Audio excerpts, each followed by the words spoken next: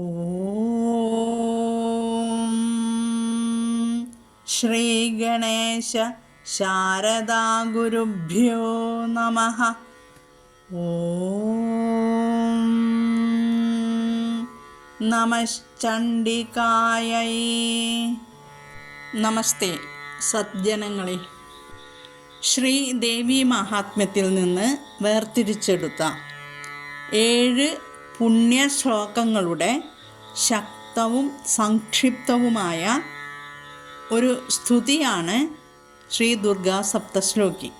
നമ്മൾ കഴിഞ്ഞ ഭാഗങ്ങളിലായിട്ട് 2 ശ്ലോകങ്ങൾ പഠിച്ചു കഴിഞ്ഞു. ഇന്ന് നമ്മൾ 3-ാമത്തെ ശ്ലോകമാണ് പഠിക്കാൻ പോണത്. അതിനു മുമ്പ് ആദ്യത്തെ ശ്ലോകങ്ങൾ ഏതൊക്കെയായിരുന്നു അതൊന്ന് ചൊല്ലിത്തരാം. ഓം ജ്ഞാനിനാമപി ചേതാംസി ദേവി ഭഗവതി ഹി സാ ബലാദാകൃഷ്യ മോഹായ മഹാമായ പ്രയച്ഛതി.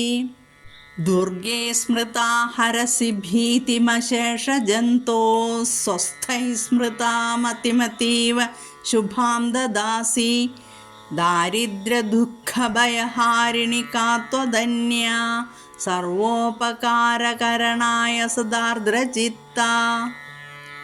ആദ്യത്തെ ശ്ലോകത്തിലെ ദേവി, ഭഗവതി, മഹാമായ എന്നീ നാമങ്ങളെക്കുറിച്ച് വിശദമായി മനസ്സിലാക്കി. 2-ാമത്തെ ശ്ലോകത്തിലെ ദുർഗ എന്ന നാമത്തിനെയും കുറിച്ച് മനസ്സിലാക്കി. ഡിസ്ക്രിപ്ഷനിൽ വിശദമായിട്ട് ശ്ലോകങ്ങളും അർത്ഥവും തന്നിട്ടുണ്ട്, എഴുതിയെടുക്കുന്നത് എപ്പോഴും നമുക്ക് തലച്ചോറിന് ഉണർവേകും. മറവി രോഗത്തിൽ നിന്ന് മോചനം നേടാം.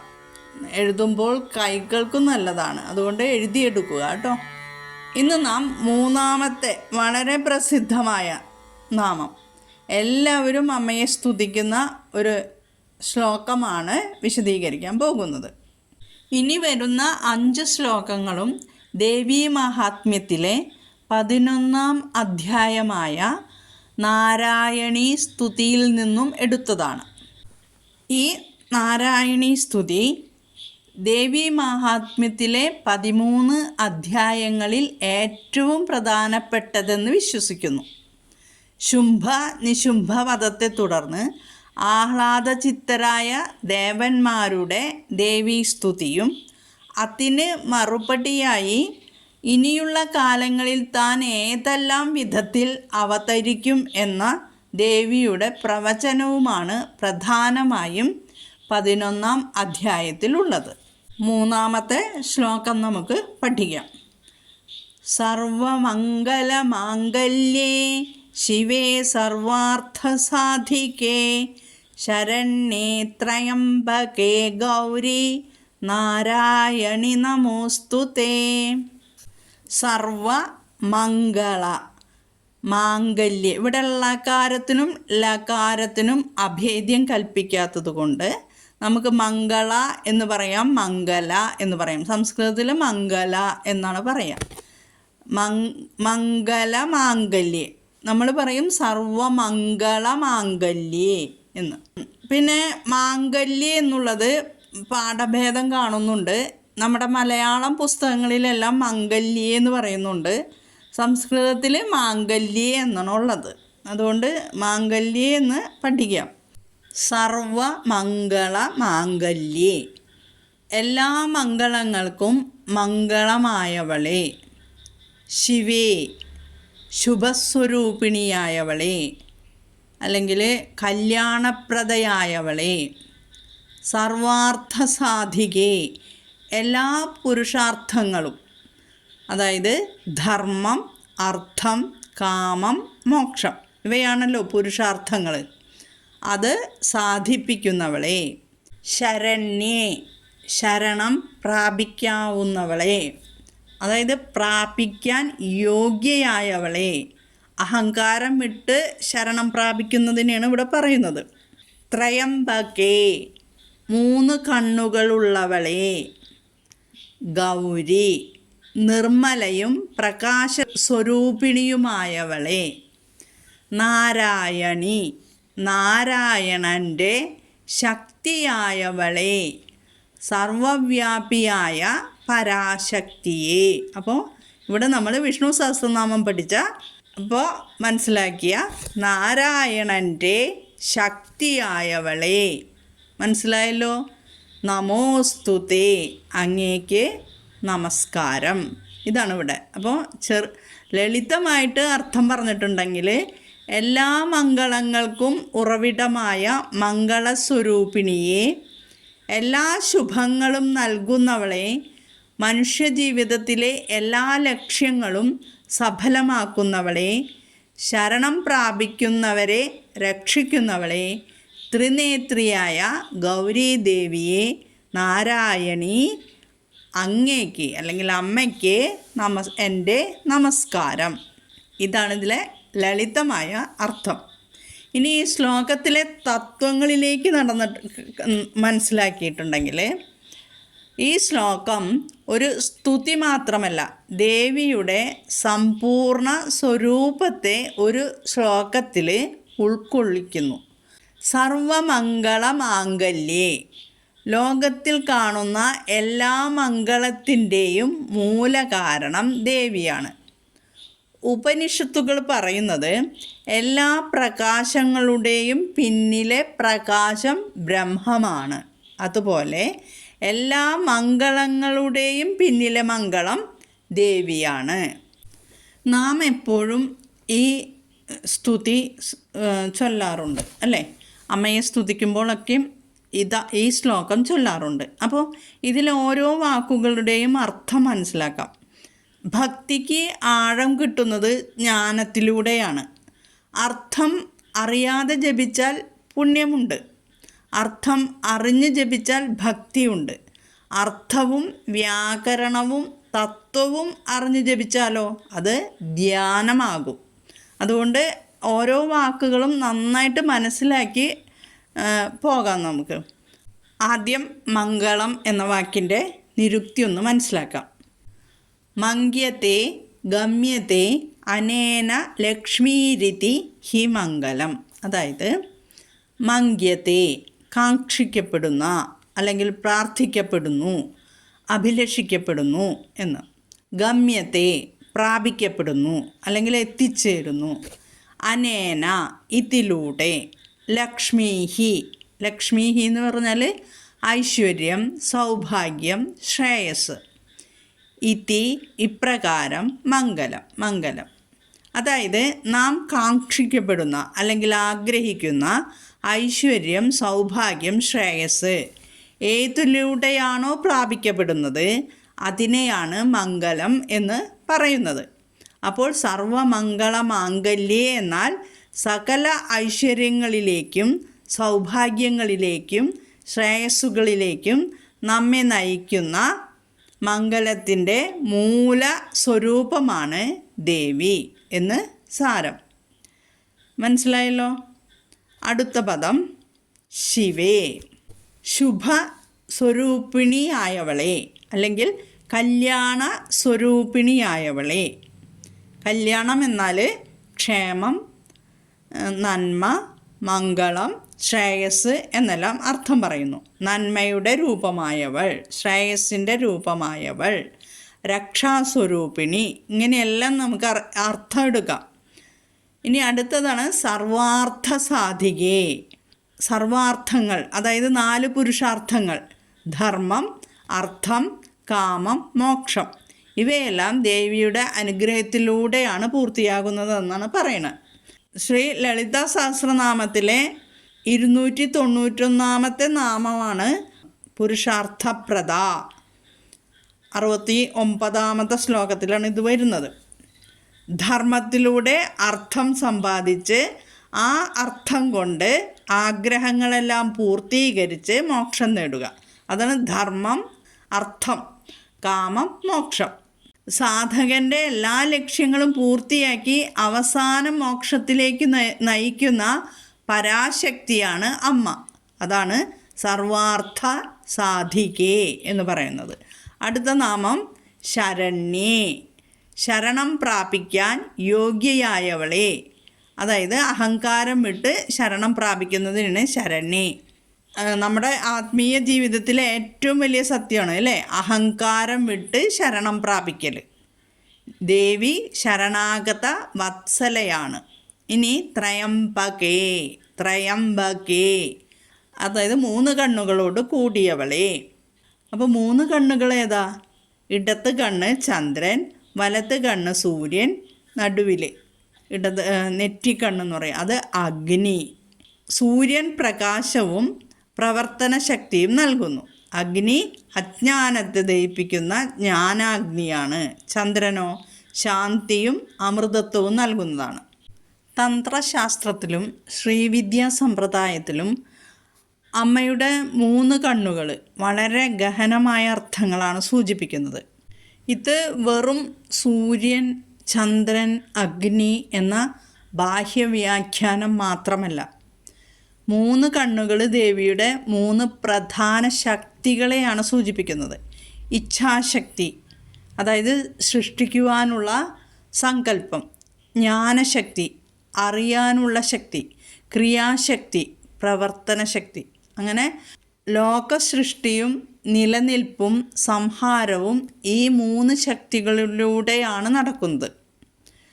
തന്ത്രഗ്രന്ഥങ്ങളിൽ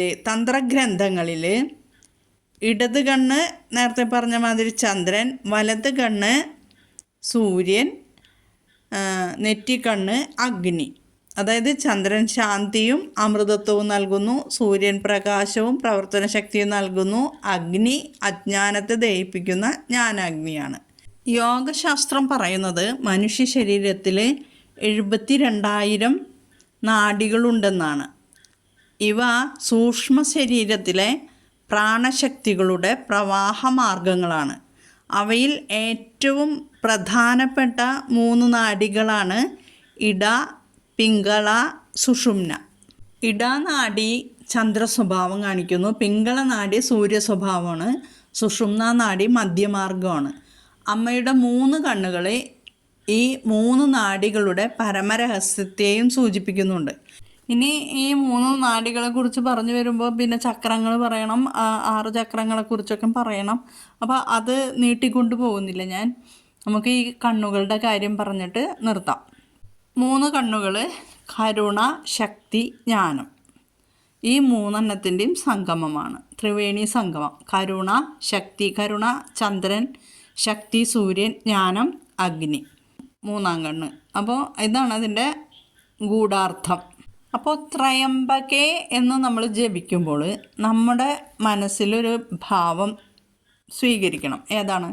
അമ്മേ, എൻ്റെ മനസ്സിലെ അജ്ഞാനത്തെ ജ്ഞാനാഗ്നിയാൽ ദഹിപ്പിക്കണമേ. ചന്ദ്രനെപ്പോലെ കരുണയും സൂര്യനെപ്പോലെ ശക്തിയും അഗ്നിയെപ്പോലെ ജ്ഞാനവും എനിക്ക് നൽകണമേ എന്ന് മനസ്സിലിങ്ങനെ വിചാരിക്കണം. ഇതൊക്കെയാണ് ഇങ്ങനെ നമ്മൾ വിശദമായിട്ട് പഠിക്കുമ്പോൾ, നമുക്ക് അർത്ഥം മനസ്സിലാക്കി പഠിക്കുമ്പോൾ നമ്മുടെ മനസ്സിലേക്ക് വരേണ്ട ഓരോ ചിന്തകൾ.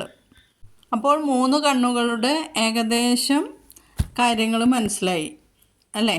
ഇനി ഇങ്ങനെയാണ് നമ്മുടെ പൂർവ്വസൂരികൾ, അതായത് ഋഷിമാർ വളരെ ബുദ്ധിപൂർവം ഓരോ തത്വങ്ങളെ സാധാരണ ജനങ്ങളായ നമുക്ക് എളുപ്പത്തിൽ മനസ്സിലാക്കാൻ ഓരോ രൂപങ്ങളെ നമുക്ക് മുന്നിലേക്ക് അവതരിപ്പിച്ചത്. ഗണപതിയുടെ ആനത്തലയുടെ രഹസ്യം എന്താ? ഇത് വെറൊരു പുരാണകഥ മാത്രമല്ല, തത്വപ്രതീകവുമാണ്. ആ വലിയ തല സൂചിപ്പിക്കുന്നത് എന്താ? വിശാല ബുദ്ധിയാണ്. ആത്മീയ മാർഗത്തിൽ ചെറിയ ചിന്തകളിൽ കുടുങ്ങാതെ വിശാല ദൃഷ്ടി വേണം എന്ന് സൂചിപ്പിക്കുന്നതാണ്. ഇനി വലിയ ചെവികളുണ്ട് അല്ലേ?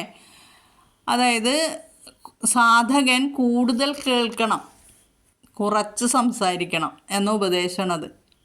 അതായത് ഗുരുവിൻ്റെ വാക്ക് കേൾക്കാനുള്ള യോഗ്യതയാണ് കാണിക്കുന്നത്. ഇനി ചെറിയ കണ്ണുകൾ എന്താ? ഏകാഗ്രതയുടെ പ്രതീകമാണ്. ധ്യാനിക്കുമ്പോൾ മനസ്സൊരു ബിന്ദുവിൽ നിൽക്കണം, അതിനാണ് ചെറിയ കണ്ണുകൾ. തുമ്പിക്കൈ, വലിയ വൃക്ഷം പിഴുതെറിയാനും ചെറിയ പുല്ലെടുക്കാനും തുമ്പിക്കൈക്ക് സാധിക്കും. അതുപോലെ സ്ഥൂലവും സൂക്ഷ്മവും ഗ്രഹിക്കുന്ന വിവേകം, അതിനെ സൂചിപ്പിക്കുന്നതാണ് തുമ്പിക്കൈ. ഇനി ഒരു ദന്തം, ഒരു കൊമ്പ് ഒടിഞ്ഞിരിക്കുകയാണ് അല്ലേ ഗണപതിയുടെ, അതോ ഇതിൻ്റെ തത്വം ദ്വൈതത്തെ മറികടന്ന് ഏകത്വത്തിലേക്ക്. അതുകൊണ്ടാണ് ഗണപതിക്ക് ഏകദന്തൻ എന്ന നാമം വന്നത്. അധികം വിശദീകരിക്കുന്നില്ല, നമുക്ക് നമ്മുടെ പാഠത്തിലേക്ക് വരാം. ഇനി ഉള്ളത് ഗൗരി എന്ന നാമമാണ്. ഗൗരി എന്ന നാമത്തിന് പല തലങ്ങളിലുള്ള അർത്ഥങ്ങളുണ്ട്. വെളുപ്പു നിറമുള്ളവൾ, അതായത് നിർമ്മലയായവൾ എന്നാണ് അതിൻ്റെ വെളുപ്പിനെ സൂചിപ്പിക്കുന്നത്. ഇനി സ്വർണ്ണ നിറമുള്ളവൻ, അഗ്നിയുടെ നിറം. പ്രകാശമയിയായവൾ, ശുദ്ധ സ്വരൂപിണിയായവൾ എന്നല്ല അർത്ഥം.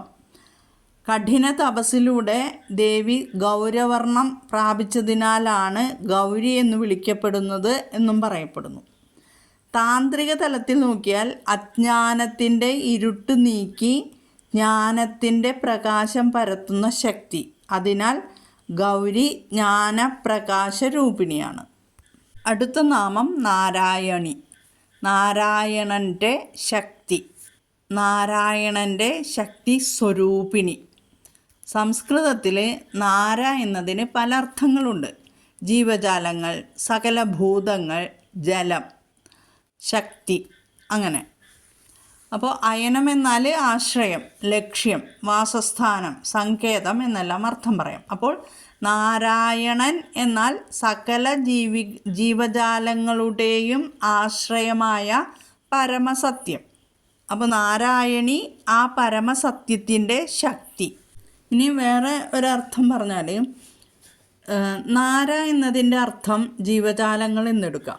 അപ്പോൾ നാരായണി എന്നാൽ ജീവജാലങ്ങളിലൊക്കെയും അന്തർയാമിയായി വസിക്കുന്ന ശക്തി. ഇനിയും ധാരാളം അർത്ഥങ്ങളുണ്ട് ഈ നാമത്തിന്. നാര എന്നാൽ ജലം, അയനം എന്നാൽ വാസസ്ഥാനം, ആശ്രയം. അപ്പോൾ ജലത്തെ ആശ്രയിക്കുന്നവൻ അല്ലെങ്കിൽ ആദി ജലത്തിൽ ശയിക്കുന്നവൻ എന്ന അർത്ഥത്തിൽ നാരായണൻ. അതുകൊണ്ട് ക്ഷീരസാഗരത്തിൽ അനന്തശയനമായി ഭഗവാനെ ചിത്രീകരിക്കുന്നു. നാരായണി എന്ന് പറഞ്ഞാൽ നാരായണൻ്റെ ശക്തി എന്ന് പറഞ്ഞല്ലോ. അപ്പോൾ ഇവിടെ ആ അർത്ഥത്തിൽ നമുക്കെടുക്കാം. ശക്തിയും ശക്തിമാനും ഒരിക്കലും വേർപിരിയുന്നില്ല. ദേവി മഹാത്മ്യത്തിൽ യോഗനിദ്ര എന്ന മഹാവിഷ്ണുവിൻ്റെ നിദ്ര ദേവിയായിട്ടാണ് വിവരിക്കുന്നത്. ഓക്കെ, അത് ദേവി മഹാത്മ്യം പഠിക്കുമ്പോൾ നമുക്ക് മനസ്സിലാവും. അടുത്ത നാമം നമോസ്തുതേ, അടുത്ത പദം. അപ്പോൾ നമോസ്തുതേ എന്ന് വെച്ചാൽ തേ നമഃസ്തു, നിനക്ക് നമസ്കാരം. അപ്പോൾ നാരായണി നമോസ്തുതേ എന്ന് പറയുമ്പോൾ അമ്മേ, സർവഭൂതങ്ങളിലും സർവപ്രപഞ്ചത്തിലും അന്തർയാമിയായി നിലകൊള്ളുന്ന പരാശക്തിയെ അങ്ങേക്ക് നമസ്കാരം എന്ന് മനസ്സിൽ ചിന്ത വരണം. ഈ സ്തുതിയുടെ സാരം പറയാം. എല്ലാ മംഗളങ്ങൾക്കും മംഗളമായവളെ, ശുഭസ്വരൂപിണിയായവളെ, കല്യാണപ്രദയായവളെ, എല്ലാ പുരുഷാർത്ഥങ്ങളും സാധിപ്പിക്കുന്നവളെ, ശരണം പ്രാപിക്കാവുന്നവളെ, 3 കണ്ണുകളുള്ളവളെ, നിർമ്മലയും പ്രകാശ സ്വരൂപിണിയുമായവളെ, നാരായണൻ്റെ ശക്തിയായവളെ, സർവവ്യാപിയായ പരാശക്തിയെ, നിന്തിരുവടിക്ക് നമസ്കാരം. ഇതാണ് ഈ സ്തുതിയുടെ സാരം. ഇത് കേൾക്കുന്ന എല്ലാവരും ഒരു കമൻ്റ് ഇടാൻ ശ്രദ്ധിക്കണം. കാരണം ഇത്രയും വിശദീകരിച്ച് പറഞ്ഞു തരണോ, അല്ല ചെറുതാക്കിയിട്ട് അതിൻ്റെ ശ്ലോകത്തിൻ്റെ അർത്ഥം മാത്രം പറഞ്ഞു തന്നാൽ മതിയോ എന്നുള്ളത് എനിക്കവിടെ ഒരു കമൻ്റ് ഇട്ട് തന്നാൽ വളരെ ഉപകാരം. നിങ്ങളുടെ രുചിയും എനിക്ക് മനസ്സിലാക്കാമല്ലോ കേട്ടോ. ഞാൻ അവസാനിപ്പിക്കണേ ഈ ഭാഗം. ഓം പൂർണ്ണമദഃ പൂർണ്ണമിദം പൂർണ്ണാത് പൂർണ്ണമുദച്യത്തെ പൂർണ്ണസ്യ പൂർണ്ണമാദായ പൂർണ്ണമേവാവശിഷ്യത്തെ. ഓം ശാന്തി ശാന്തി ശാന്തി. ഓം തത്സത്.